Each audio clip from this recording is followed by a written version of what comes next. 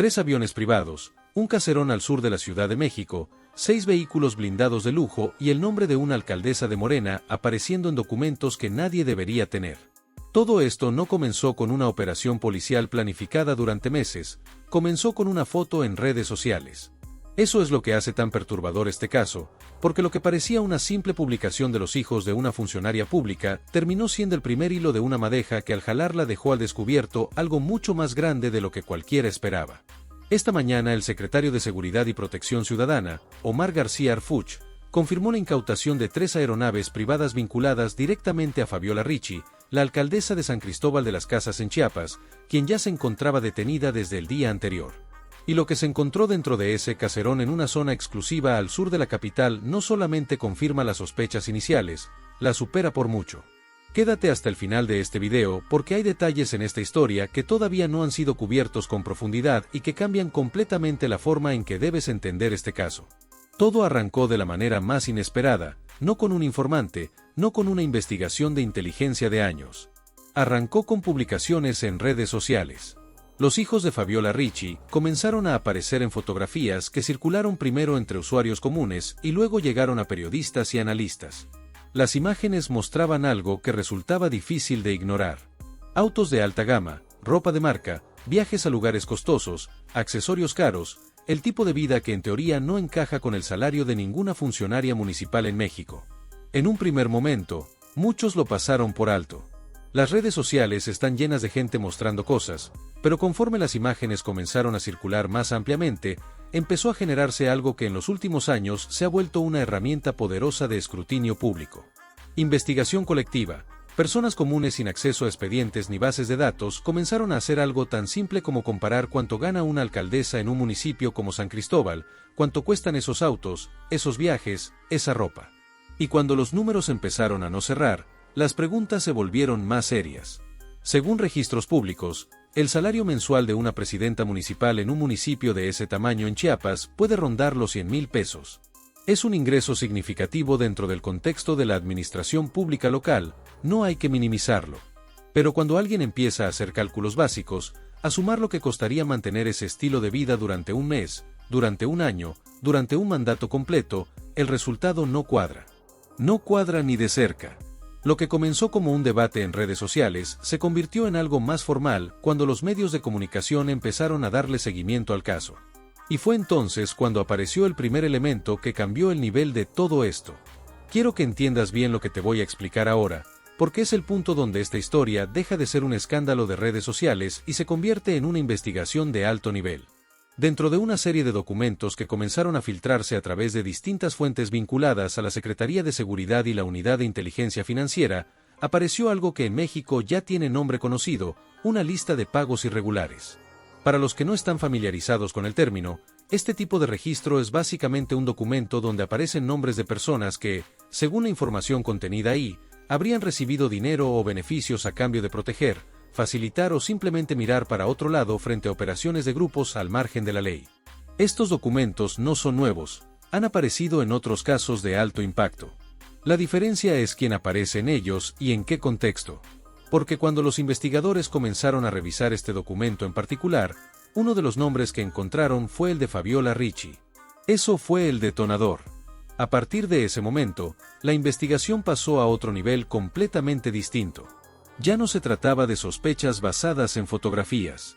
Ahora había documentos que, de ser auténticos, vincularían directamente a una funcionaria electa con el Cártel Jalisco Nueva Generación, una de las organizaciones al margen de la ley más grandes y activas del país.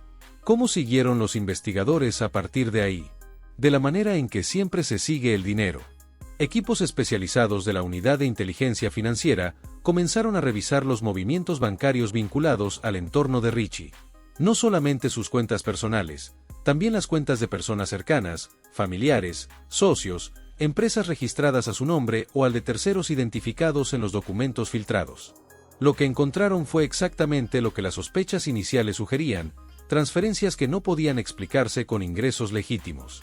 Y no estamos hablando de cantidades pequeñas, estamos hablando de transferencias millonarias originadas en cuentas fachada que terminaban en dependencias públicas o en manos de personas con cargos dentro de la administración. Un esquema que, según los investigadores, funcionaba en paralelo con contratos públicos simulados, obras de infraestructura en Jalisco y en el Estado de México, que sobre el papel parecían legítimas, pero que en la realidad eran mecanismos para mover dinero de manera encubierta. Piénsalo un momento. Contratos públicos adjudicados de manera directa, sin licitación, a empresas que resultaban ser fachadas controladas por el entorno de Ricci. El dinero entraba como pago por una obra. La obra, en el mejor de los casos, era ejecutada a medias o con materiales de menor calidad. Y el excedente, la diferencia entre lo que se cobró y lo que se gastó realmente, se movía hacia donde se necesitaba. Operadores del grupo, campañas electorales, cuentas en el extranjero.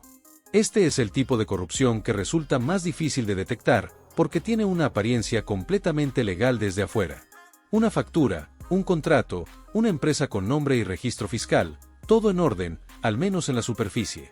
Pero la UIF tiene herramientas para ver debajo de esa superficie, y lo que encontraron fue suficiente para que la investigación avanzara hacia la siguiente fase. La detención de Fabiola Ricci fue confirmada el sábado, y con ella llegó también la primera información oficial sobre lo que las autoridades habían encontrado. Pero lo que se anunció ese día fue solo el inicio, porque mientras Ricci era puesta bajo prisión preventiva, los equipos de inteligencia ya estaban preparando el siguiente movimiento. A las 8 de la mañana del domingo, 8 de marzo de 2026, García Harfuch emitió un comunicado desde la Ciudad de México, confirmando una operación que había comenzado horas antes. El objetivo, un caserón ubicado en una de las zonas más exclusivas al sur de la capital. Y lo que se encontró ahí fue lo que terminó de definir la dimensión real de este caso. 3 aviones privados, un caserón al sur de la Ciudad de México, 6 vehículos blindados de lujo y el nombre de una alcaldesa de Morena apareciendo en documentos que nadie debería tener. Todo esto no comenzó con una operación policial planificada durante meses, comenzó con una foto en redes sociales. Eso es lo que hace tan perturbador este caso, porque lo que parecía una simple publicación de los hijos de una funcionaria pública terminó siendo el primer hilo de una madeja que al jalarla dejó al descubierto algo mucho más grande de lo que cualquiera esperaba. Esta mañana el secretario de Seguridad y Protección Ciudadana, Omar García Harfuch, confirmó la incautación de 3 aeronaves privadas vinculadas directamente a Fabiola Ricci, la alcaldesa de San Cristóbal de las Casas en Chiapas, quien ya se encontraba detenida desde el día anterior. Y lo que se encontró dentro de ese caserón en una zona exclusiva al sur de la capital no solamente confirma las sospechas iniciales, las supera por mucho. Quédate hasta el final de este video porque hay detalles en esta historia que todavía no han sido cubiertos con profundidad y que cambian completamente la forma en que debes entender este caso. Todo arrancó de la manera más inesperada, no con un informante, no con una investigación de inteligencia de años. Arrancó con publicaciones en redes sociales. Los hijos de Fabiola Ricci comenzaron a aparecer en fotografías que circularon primero entre usuarios comunes y luego llegaron a periodistas y analistas. Las imágenes mostraban algo que resultaba difícil de ignorar. Autos de alta gama, ropa de marca, viajes a lugares costosos, accesorios caros, el tipo de vida que en teoría no encaja con el salario de ninguna funcionaria municipal en México. En un primer momento, muchos lo pasaron por alto. Las redes sociales están llenas de gente mostrando cosas, pero conforme las imágenes comenzaron a circular más ampliamente, empezó a generarse algo que en los últimos años se ha vuelto una herramienta poderosa de escrutinio público. Investigación colectiva. Personas comunes sin acceso a expedientes ni bases de datos comenzaron a hacer algo tan simple como comparar cuánto gana una alcaldesa en un municipio como San Cristóbal, cuánto cuestan esos autos, esos viajes, esa ropa. Y cuando los números empezaron a no cerrar, las preguntas se volvieron más serias. Según registros públicos, el salario mensual de una presidenta municipal en un municipio de ese tamaño en Chiapas puede rondar los 100,000 pesos. Es un ingreso significativo dentro del contexto de la administración pública local, no hay que minimizarlo. Pero cuando alguien empieza a hacer cálculos básicos, a sumar lo que costaría mantener ese estilo de vida durante un mes, durante un año, durante un mandato completo, el resultado no cuadra. No cuadra ni de cerca. Lo que comenzó como un debate en redes sociales se convirtió en algo más formal cuando los medios de comunicación empezaron a darle seguimiento al caso. Y fue entonces cuando apareció el primer elemento que cambió el nivel de todo esto. Quiero que entiendas bien lo que te voy a explicar ahora, porque es el punto donde esta historia deja de ser un escándalo de redes sociales y se convierte en una investigación de alto nivel. Dentro de una serie de documentos que comenzaron a filtrarse a través de distintas fuentes vinculadas a la Secretaría de Seguridad y la Unidad de Inteligencia Financiera, apareció algo que en México ya tiene nombre conocido, una lista de pagos irregulares. Para los que no están familiarizados con el término, este tipo de registro es básicamente un documento donde aparecen nombres de personas que, según la información contenida ahí, habrían recibido dinero o beneficios a cambio de proteger, facilitar o simplemente mirar para otro lado frente a operaciones de grupos al margen de la ley. Estos documentos no son nuevos, han aparecido en otros casos de alto impacto. La diferencia es quién aparece en ellos y en qué contexto. Porque cuando los investigadores comenzaron a revisar este documento en particular, uno de los nombres que encontraron fue el de Fabiola Ricci. Eso fue el detonador. A partir de ese momento, la investigación pasó a otro nivel completamente distinto. Ya no se trataba de sospechas basadas en fotografías. Ahora había documentos que, de ser auténticos, vincularían directamente a una funcionaria electa con el Cártel Jalisco Nueva Generación, una de las organizaciones al margen de la ley más grandes y activas del país. ¿Cómo siguieron los investigadores a partir de ahí? De la manera en que siempre se sigue el dinero. Equipos especializados de la Unidad de Inteligencia Financiera comenzaron a revisar los movimientos bancarios vinculados al entorno de Ricci. No solamente sus cuentas personales, también las cuentas de personas cercanas, familiares, socios, empresas registradas a su nombre o al de terceros identificados en los documentos filtrados. Lo que encontraron fue exactamente lo que las sospechas iniciales sugerían, transferencias que no podían explicarse con ingresos legítimos. Y no estamos hablando de cantidades pequeñas, estamos hablando de transferencias millonarias originadas en cuentas fachada que terminaban en dependencias públicas o en manos de personas con cargos dentro de la administración. Un esquema que, según los investigadores, funcionaba en paralelo con contratos públicos simulados, obras de infraestructura en Jalisco y en el Estado de México, que sobre el papel parecían legítimas, pero que en la realidad eran mecanismos para mover dinero de manera encubierta. Piénsalo un momento. Contratos públicos adjudicados de manera directa, sin licitación, a empresas que resultaban ser fachadas controladas por el entorno de Ricci. El dinero entraba como pago por una obra. La obra, en el mejor de los casos, era ejecutada a medias o con materiales de menor calidad. Y el excedente, la diferencia entre lo que se cobró y lo que se gastó realmente, se movía hacia donde se necesitaba. Operadores del grupo, campañas electorales, cuentas en el extranjero. Este es el tipo de corrupción que resulta más difícil de detectar porque tiene una apariencia completamente legal desde afuera. Una factura, un contrato, una empresa con nombre y registro fiscal, todo en orden, al menos en la superficie. Pero la UIF tiene herramientas para ver debajo de esa superficie y lo que encontraron fue suficiente para que la investigación avanzara hacia la siguiente fase. La detención de Fabiola Ricci fue confirmada el sábado y con ella llegó también la primera información oficial sobre lo que las autoridades habían encontrado. Pero lo que se anunció ese día fue solo el inicio, porque mientras Ricci era puesta bajo prisión preventiva, los equipos de inteligencia ya estaban preparando el siguiente movimiento. A las 8 de la mañana del domingo, 8 de marzo de 2026, García Harfuch emitió un comunicado desde la Ciudad de México, confirmando una operación que había comenzado horas antes. El objetivo, un caserón ubicado en una de las zonas más exclusivas al sur de la capital. Y lo que se encontró ahí fue lo que terminó de definir la dimensión real de este caso. El cuarto cargo es interesante porque amplía el alcance de la investigación hacia el proceso electoral mismo, y el financiamiento ilícito que se le imputa no solo fue durante su administración, sino también durante la campaña que la llevó al cargo. Entonces, estamos hablando de un problema estructural, no de una desviación individual. Quiero que te quedes con esa idea un momento. No porque sea la conclusión de la historia, sino porque es una de las preguntas más importantes que esta investigación tendrá que responder. ¿Fue Ricci un caso aislado dentro de su partido? ¿O es un ejemplo visible de algo que opera a mayor escala dentro de la relación entre política local y grupos al margen de la ley en ciertas regiones del país? No te doy una respuesta definitiva porque honestamente todavía no la hay. Pero sí te digo que los hechos que conocemos hasta ahora apuntan hacia una red, no hacia un individuo. La complejidad del esquema financiero, la cantidad de empresas fachada involucradas, el alcance geográfico de los contratos simulados que cruzaban desde Chiapas hasta Jalisco y el Estado de México, todo eso requiere de múltiples actores, múltiples cómplices y múltiples capas de protección. Lo que encontraron en los dispositivos electrónicos incautados en el caserón es probablemente la parte de la investigación que tomará más tiempo en procesarse, pero también la que potencialmente tiene más valor probatorio. Correos electrónicos, mensajes de texto, conversaciones en aplicaciones de mensajería. Los peritos de la FGR y de la SSPC ya están analizando ese material con herramientas de extracción forense digital. ¿Qué buscan exactamente? Buscan dos cosas principalmente. La primera, comunicaciones directas con miembros o intermediarios del grupo que confirmen la relación operativa que los documentos financieros ya sugieren. La segunda, evidencia de coordinación política, es decir, conversaciones con otros funcionarios o actores políticos que hayan participado en la red, ya sea como beneficiarios directos, como facilitadores o como encubridores. Las 3 aeronaves, mientras tanto, ya fueron trasladadas bajo custodia federal a instalaciones de la Secretaría de la Defensa Nacional. Ahí serán inspeccionadas de manera exhaustiva por peritos de la FGR y la Agencia Federal de Aviación Civil. Lo que buscan en las aeronaves no es simplemente confirmar que son de lujo. Buscan algo mucho más específico, el historial de vuelos.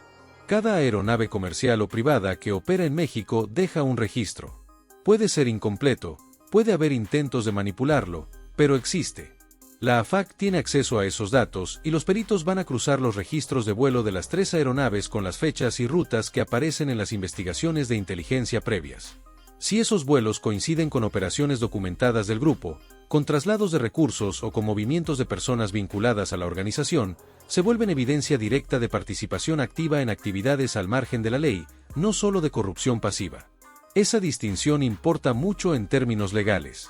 Recibir pagos de una organización al margen de la ley a cambio de protección política es grave, pero puede defenderse con cierta ambigüedad. Participar activamente en la logística de esa organización, en el traslado de recursos o precursores, es muchísimo más difícil de defender. Y los cargos por financiamiento a actividades ilícitas que ya enfrenta Richie sugieren que los investigadores tienen evidencia suficiente para ir más allá de la corrupción pasiva. Ese cargo en particular requiere demostrar un conocimiento activo de las actividades que se financiaron. No es un cargo que la FGR presente sin sustento. El contexto regional también es importante para entender por qué este caso tiene la escala que tiene.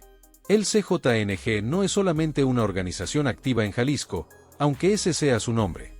Es una estructura que en los últimos años ha extendido su presencia a prácticamente todos los estados del país y Chiapas, por su posición geográfica fronteriza, es una zona de alto valor estratégico para las organizaciones que operan en el tráfico de personas, de mercancías ilegales y de sustancias prohibidas. San Cristóbal de las Casas, en particular, más allá de su conocida relevancia cultural y turística, está ubicada en una región donde las rutas de tráfico tienen presencia histórica. Lo que sí es relativamente más reciente es la documentación de vínculos directos entre autoridades municipales electas y esas estructuras al margen de la ley. ¿Cómo llegó el grupo a tener ese tipo de influencia sobre una figura política local? La respuesta, al menos en lo que este caso sugiere, es a través del financiamiento electoral. Si el dinero que financió la campaña de Richie vino, en parte de fuentes vinculadas al grupo, entonces desde el primer día de su administración existía una deuda que cobrar. Una deuda que no se paga en efectivo, sino en favores, en contratos, en acceso, en silencio. Este mecanismo no es exclusivo de un partido ni de una región, ha aparecido en distintos momentos y en distintos contextos políticos a lo largo del país. Lo que lo hace especialmente grave en este caso es la escala del esquema financiero que se descubrió y el nivel de sofisticación que implica. No estamos hablando de un político local que recibe dinero una vez. Estamos hablando de una red estructurada con empresas fachada, con cuentas en el extranjero, con aviones privados registrados a nombre de terceros y con contratos públicos que funcionaban como mecanismo de ocultamiento. Eso requiere de asesoría, requiere de contadores, de abogados, de gestores financieros que saben exactamente lo que están haciendo. Y esas personas también son parte de la investigación, aunque sus nombres todavía no hayan sido difundidos. Mientras tanto, la autoridad mantiene un estado de alerta en la Ciudad de México y en Jalisco. La razón declarada es prevenir intentos de encubrimiento o represalias. Y eso nos dice algo importante sobre cómo los investigadores están evaluando el riesgo. Si solamente se tratara de una funcionaria municipal aislada, no habría necesidad de mantener esa alerta. El hecho de que se haya activado sugiere que hay personas vinculadas a la red que todavía están libres y que tienen tanto interés como capacidad de interferir en el proceso.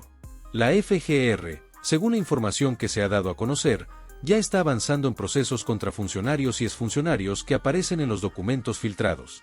La palabra exfuncionarios es relevante porque amplía el tiempo de la investigación más allá del mandato actual. Significa que el esquema no comenzó con Richie, o al menos que no empezó en este ciclo administrativo.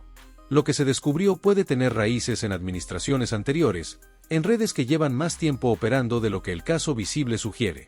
¿Qué viene ahora? En términos procesales, Ricci permanece bajo prisión preventiva. Eso es relevante porque implica que un juez de control ya valoró los argumentos de la FGR y determinó que existe riesgo de fuga o de obstrucción si se le deja en libertad. El proceso judicial avanzará con los tiempos que le son propios: audiencias, ofrecimiento de pruebas, posibles acuerdos procesales con colaboradores. Las 3 aeronaves van a ser objeto de un proceso de extinción de dominio. Esto significa que el Estado buscará quedarse con esos bienes de manera definitiva, sin necesidad de esperar el resultado completo del proceso penal.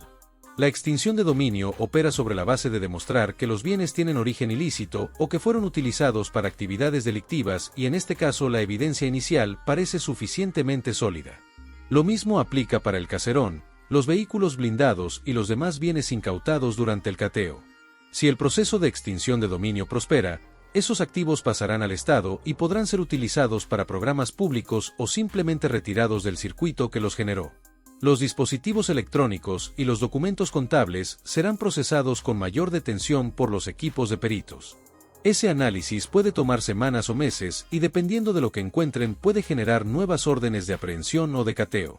Hay algo más que vale la pena mencionar y que no ha recibido suficiente atención en la cobertura general del caso.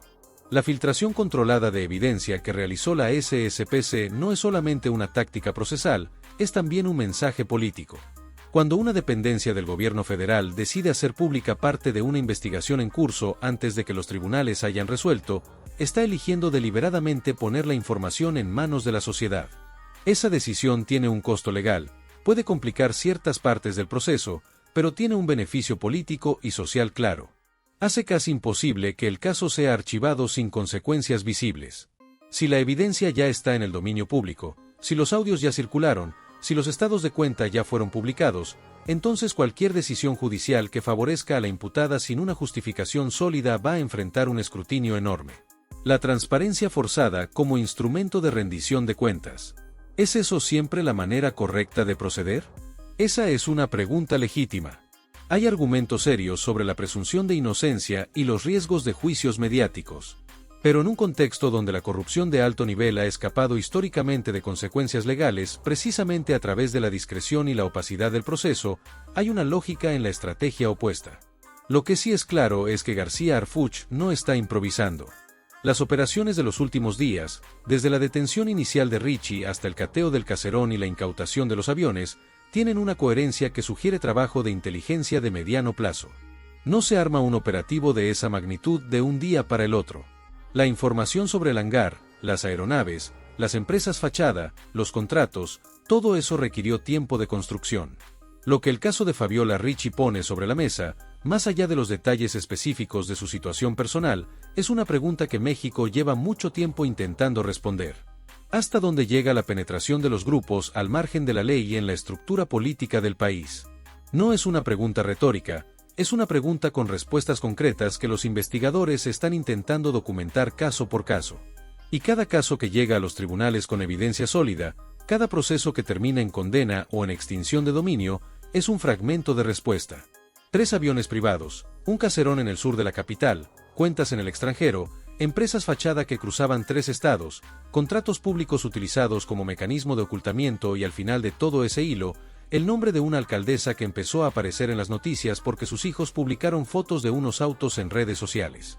La pregunta que queda abierta no es si Ricci es culpable o inocente, eso solo lo determinará el proceso judicial con sus tiempos y sus reglas.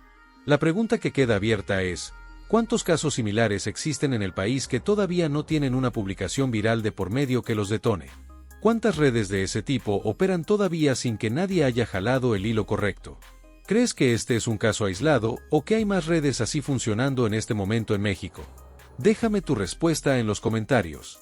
Me interesa saber lo que piensas y si tienes información o perspectivas que agregar al análisis. Los comentarios de este canal siempre tienen un nivel de discusión serio y eso es algo que valoro mucho. Y antes de que te vayas, si llegaste hasta aquí es porque este tipo de análisis te importa. Suscríbete al canal si todavía no lo has hecho. No te voy a pedir nada más.